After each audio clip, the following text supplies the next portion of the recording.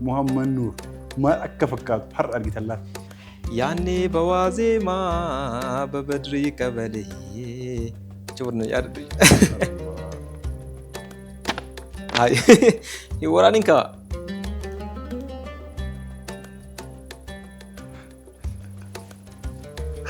Maal? Daqiiqaa tokkoof akka waan daa'ima reefu afaan dubbachuu eegalu ta'e. Daa'ima ganaa.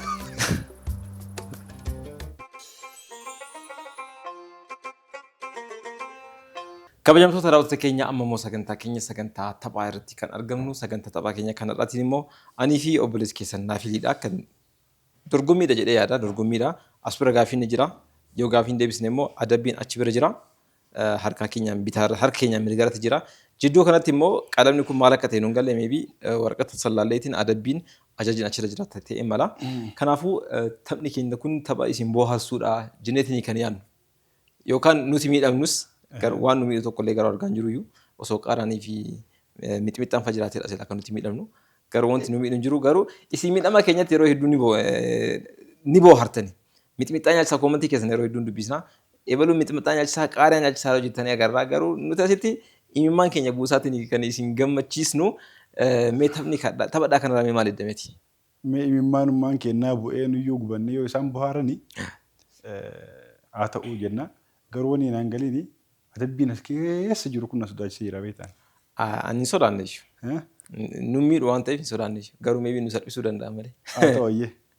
Kanaafuu gaafii jalqabaati kaasi. Gaafii asirraa kaastaa gaafii san yoo deebiin deebisne adabbii achirraa kaaftaa jechuudha. Yoo deebii deebisee yoo badhaasni maali?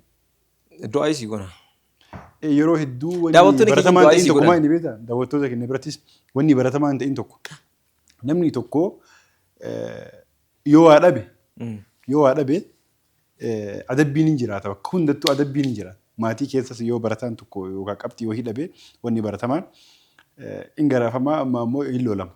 Akka irraa baratuuf jechuudha. Akka irraa baratuuf. Garuu gaafa inni qabxii gaarii fide hin badhaafamu. Amma as biratti warroonni sagantaa kana qopheessan piroodiisoroonni maaliif qixaatii yookaan immoo maaliif adabbii bichaa qopheessan maaliif badhaasa hin qopheessiniin gaafiidha. Bismillahirrahmanirrahim. Tokkuma kaasi. Tokkuma fakkaata. Maal jedha gaafichi? Otuu hin cabsin wanti nuti fayyadamuu hin dandeenye maali? Osoo nuti si barkan deebisu anaa miti maana gaafata. Gaafii isin dubbisu jira. Deebis kaa deebis. Otuu hin cabsin. Osoo hin cabsin wanti nuti fayyadamuu dandeenyu maalidha? Osoo hin cabsin. Sooma. Soomni akkamii caba? Soomni ni caba? Soomni hin cabu. Otuu hin cabsin wanti nuti fayyadamuu hin dandeenyu maali? Otoo nu hin cabsin wanti nuti fayyadamuu dandeenyu maali? Osoo hin cabsin gaafii. Cabsinuu malee itti fayyadamuu hin dandeenyu. Yaa. Sa'aan kan kee dhumateera. Fakkeenyaaf killee osoo hin cabsin fayyadamuu dandeettaa? Ciree irratti maal nyaattee yaadda? Hin dandeettee. Akkamitti? Akkasumatti affeeltee. Cincabsiisa barnaannee hin aannee affeeltee erga eegaa kaatee booda cabsuun kan keen oolu. Yoo akkas nyaadde. Qola gubbaa sana wajjin nyaattu qaba. Yoo akkas nyaadde. Saniif akkana taate kaasi. Gara keenyatti akkasuma nyaatama. Akkasii? Osoo hin cabsin. Gara keenyan jedhin gara kiyya jedhi gara keessan hin balleessin maqaa. Killeen osoo hin cabsin hin nyaatamu. Rakkoo kan kee akkuma kan keetti hubadhu malee gara keessanitti illee kallee osoo hin cabsin namni nyaatu tokkos hin jiru. Maqaa gara kan keetti illee hin balleessin. Ufuma kan kee maqaa balleessi malee. Kanaafuu adabbii kan kee kaafadhu. Adabbii kan kee kaasitti naqeen anas si dubbisa adabbii kan kee.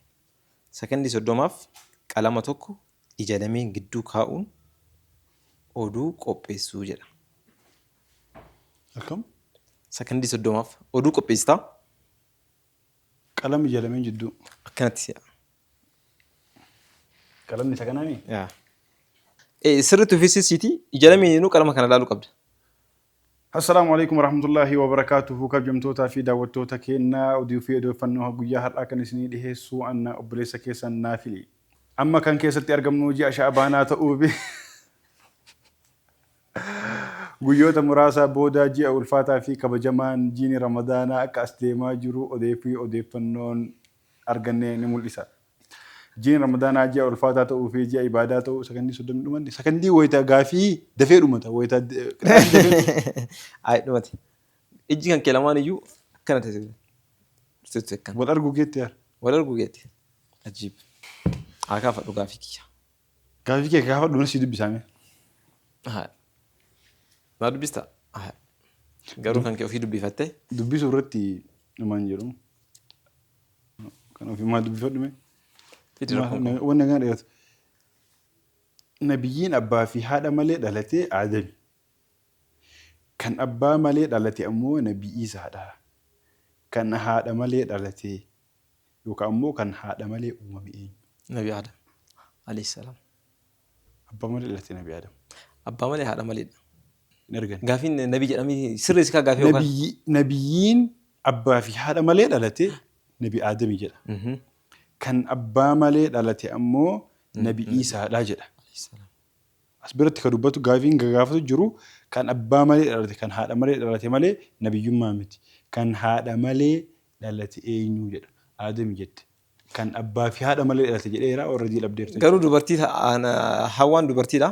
Dhalattee ta'uu qabu malee dhalattee ta'uu hin qabu kaa gaafii akkasii na dogon gorsiistanii. Dhalatte jennaan immoo dubartii ishii godhe kaa deebii ishii kenneera. Akkas kaa gaafiin sirraa qaba. Lakkiin qaxxaamta. Inshaallah. Adabbii haa kaafadhu. Alhamdulillah. Fidii adabbii. Ana sii dubbisa. Baay'ee waan baay'ee dubbisaa jira waan ta'eef qixaatiin na ilaalamuu qaban dhumarratti. Maraanuu kaddaati. Sekoondiin soddomni malee dhuftee sekoondii soddomaaf ija osoo hin libsatiin osoo hin kolfiin kaameeraa laaluu jedha. Sekoondii soddomaaf Sekoondii osoo ijaan osoo hin hin kolfiin libsatiin osoo hin kolfiin ija kaameeraa leensii kaameeraa kan ija keessa laaltaa daawwattoota jedha. Muhammad Nuur maal akka fakkaatu har'a argitan laata? Maaluma akka inni fakkaatu? kaameeraa sodaadha kaameeraa. Tokko lama sadi yalla. Kolfuun qixaatii si dabala. Sa'aatii si dabala kolfuun. Seeqataa ta'a Muhammad Nuur. Sakandii 40 ta'aa jira. Sakandii godhan si dabala kolfuun. Hin dandeenye ija. Ija hin dandeenye. Kanaafuu sakandii 10 sitti edaana kan. Kamaa ta'u bifaaraan haa seenu.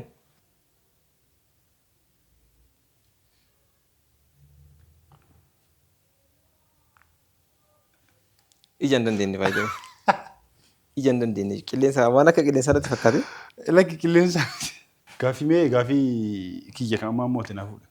Aatummaan fuudhiiti naa kennu booda Mee ilaala tafaa'ula sitti ilaala dheeratti itti fuudhimee takka. Daawwattoota keenyaa gaafii isaati kan kaasiifii jiru. Gaafiin tokko jira jedha.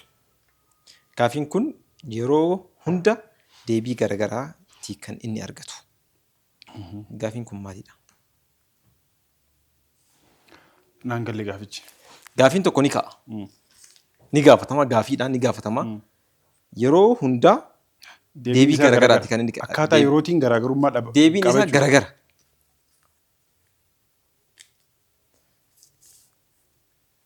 Sekondiin kan kee dhumachuu jira. Pirooduusaroonni kennin dhumate jedhanii sekondiin deebisii haa deebisu. Deebii pirooduusaroonni kennin qopheessinaan hin beeku. Garuu yoo tilmaamu maqaan kan kee eenyudha kan jedhu natti fakkaate. Fakkeenyaaf namni tokko nu gaafata maqaan kan kee eenyu naan jedha Muhammad Nuur jedhan. Sillee si gaafata wal fakkaataadha maqaan gaafiin naafil jettan. Nam biraas ni gaafata maqaan garagara. Gaafiidhaan miree maqaan deebiidhaan miree garagara jechuudha. Kanaafuu adabbii kan kee kaafatu. Yoo namni maqaan Muhammad Nuur jiraate yoo wal bira sin gaafata keellee Muhammad Nuur kiyyallee Muhammad Nuur yoo ta'e. Kan biraallee jira kaa. Baay'ee maqaa qofaa miti waan hedduutu jira. Gaafii wal fakkaatatee deebiin garagara kan ta'u. Deebiin akka pirooduusaroonni kennuun jiranitti deebiin isaa sa'aatii meeqa yookaan ammoo yeroo meeqa kan jedhudha. Yeroon ammoo dhaabbatu sekondiin jijjiiramaa deema. Sa'aan jaha amma sa'a jaha ta'ullee sa'a jahaaf walakkaa ta'uu mala sa'a jahaaf ruubii ta'uu mala. Sa'a jahaaf ruubii fi sekondii muraasa ta'uu mala. Adabbii kaafadhu amma. Fidii kaana siiban adabamta waan ta'eef. Baay'ee waraqaa kana akkana banuun adabbiidha. Ana gana ho'aati. Ani gaafiin kiyyaa gaafiin naaf dhihaatu adabbiin naaf dhihaatullee hin beekne. Bar simatu kaasaan kennaa jira wallahi adabbiin kun baay'ee nama ajaa'iba qalama kana kaafadhume. Qalamaa walitti hidhata adabbiin kan kaas. Bareeda. Qalamaa walitti hidhatuun waan beekumsaan wal qabatu gaafii naaf dhiyaatu gaafii beekumsaan wal qabatu ta'uu agarsiisa beektaa. Kanaaf Wanni rabbiin uume keessaa tokkoffaan jalqaba. qabattee adabbiin isaa qalama afaaniin qabachuun maqaa siimboo barreessuu jedha. Itti fufi yeroo keetti fayyadamu. Sakandii muraasa qabda. Sakandii 30. Hin waraaniin qaba. Lakkoofsa 5 barreesse siimboo barreessedhe.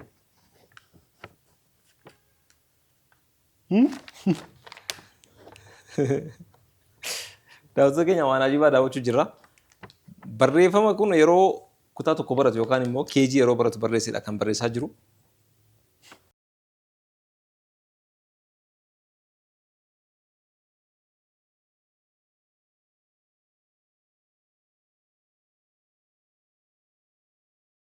Kunoo ila siimboon kaasirra jiru kun akkamitti hin bareedu laal. Hedduu bareedaadha. Kun foontii mataa isaatii kan qabu. Sarpiraayiz na godhe. Itti garsiisi likki itti garsiisi. Gubbaa irratti garuu fakkii kaaseera. Dhiisisan. Kana fakkaata. Galatoom. Sirriitti garsiisu jechuun inni ogummaa kiyya sirriitti garsiisuun barbaadu kaasirra jiru kun piroodiisoroonni kan asirra maxxansuu qabu. Loogoon sagantaa kanaa kan ta'uu qaba booda. Tole. Ayyee itti fufna gaafii kiyya akaafadhu. Dubbisi gaafii koo. Gaafii. Gaafiin kuni Maamad Nuurii fi haati Ahmad ijoollee 3 qabdii jedha. Inni jalqabaa wiixata, inni lammaffaa kiibxata, inni sadaffaa eenyudha jedha. Ahmad ka. Inni hangafa akka sadaffaatii miti. Ahmad deebiin isaa. Inni sadaffaa Ahmad. Si galee? Smaart ta'uu qabda beek. Argateersa. Argachuu keetiif hedduu gammadaa jira. Ati akka yaada kiyyaatti roobii haa jedhu barbaadde? Roobii haa jedhu barbaadde inni sadaffaa. Sila akkasaa jechuu barbaade. Qixaatii ana seefu. Hin jiru kamaal qaxxaamaree. Adabbiin kamaaliiti. Deebii deebisee mi? Haga ilaal. Ani haga isa qaxxa'uuf cinqameerraa ka'e. Maamad Nuur argatee jira. Sagantaa keenya akkumatti fufteera. Ani ammoo takkaan argannee gaamma. Gaafii kaafadhu naa kenni. Beekee dhabaa jira ammoo hordoftoonni keenya. Yoo nu lamaanuu wal bira argannee maalitti bohaaruree fidishee naaf fudhate. Kaatiin naaf fuutu godhu naa ta'an jiru. Kumaa dubbifadha. Maaf yaana sii dubbisa. Oshii naa dubbisa. Beekaan dhabin baay'ee deebisi malee. Guyyaa hunda jedha. Guyyaa hunda kan dabalu takkaa kan hin hir'anne maalidha jedha. Guyyaa hunda hin dabala. Guyyaa hunda dabala. Garuu takkaa hin hir'atu jedha. Sakandii kan ka'e. Si jala deemuu jira. Kan hin dhabin kaa? Yeroodha. Umurii namaati. Umurii namaa. Beekaa argattee moo osoo beekin argatte? Beekaa argadhu hin jenne? Argatteetti deebii. Gaafii kiyyas naa kenne. Kanaaf walqixa taanee jechuudha. Walqixa taaneerra. Ana immoo si adabuuf cinqamu jira. Habshir. Nu adabbiin sodaanu jedheera. Ahmadiin kun illee rakkatee jira. Warri maqaa Ahmad qabdan nuuf olchaasa hin jenne. Ahmad teemira 10 qabaa. Teemira 2. Teemira 2 ala hundaa nyaati. Teemira 10 qabaa. Teemira 10 qaba. Teemira 2 ala hundaa ni nyaati. Teemira meeqa toofaafi?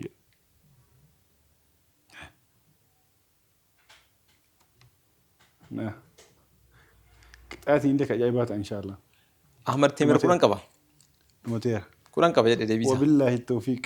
Wassalaamu alaikum wa rahmatullaahi wa barakaatuhu. Gara qixaatii. 10 qaba deebisan. 10 qaba nyaateera dhiis lamaan haftee illee nyaatamu boodee fedhe. Lama akka ta'e beekee jira. Garuu hir'isuudha waan ta'eef akkas godhuun barbaanne deebii biraa eeguu jira. Jalqaba irratti teemira 10 qaba waan jettee. Eda'uu malee hir'isuu hin dandeettu ati? Adabbiin haa kaasish.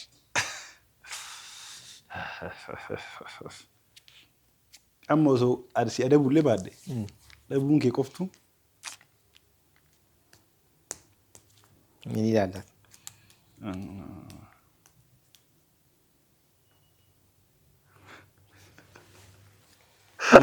Maal fidi kaa dubbifan yookaan dubbisi.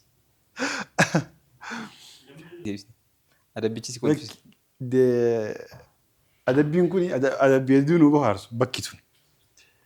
adabbiinillee adabbii bareedduu akkasii dhufe daqiiqaa tokkoof garuu hedduun ulfaata siin kan jechuun daqiiqaa tokkoof akka waan daa'ima reefu afaan dubbachuu eegaluu ta'e. Daa'ima ganaa afaan barachuu jiru. Baabbaa. Jalqabeera baay'inaa qabatu. Daqiiqaa tokkoof. Maammaa. Baabbaa naannaa. Baabbaa. Baabbaa naannaa daa'ima sooressaatiif. Daa'ima reefu afaan hiikkataa jiru jettee baabbaa naannaa. Kana qofa? Baabbaa maammaa. Waan biraa? Kana qofa. Haasa'i gaa? Maal haasa'a? Laal. Xumura daqiiqaa kiyyaan. Lakki daqiiqaa tokko sakandii 30 miti. Xumura daqiiqaa tokko. Wanni bareedaa immoo hanga ammaa daqiiqaa sakandii 30 nuu kennamaa ture. Daqiiqaa tokko laalamu. Deebisee bara xumura dhaan. Gaaffii dhumaa.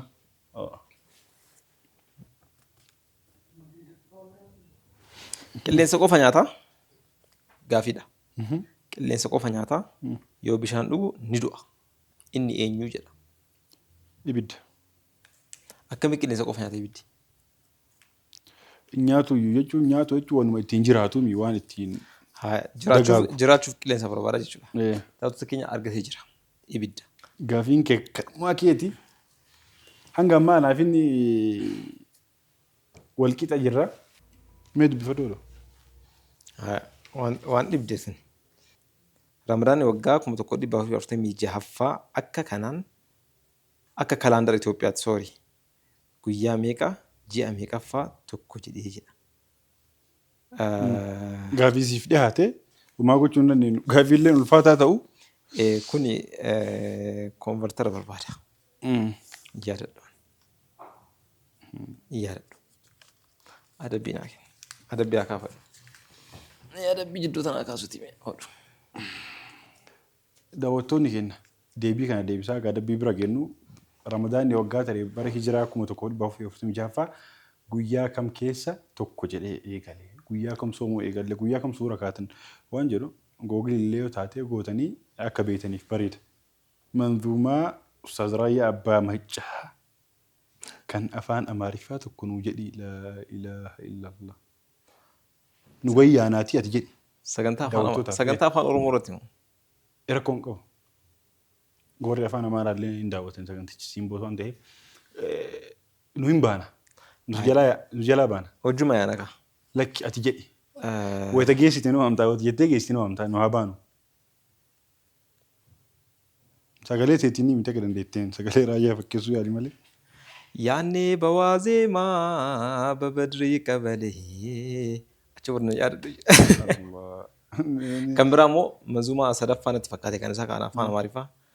በሰሜን አሜሪካ በሰው ሀገር ሆኜ ከጅቱ ኩስ ጅራ ወኑ አሜሪካ jedhee dhageessa qabatteen illee bakka sanillee keessa ishii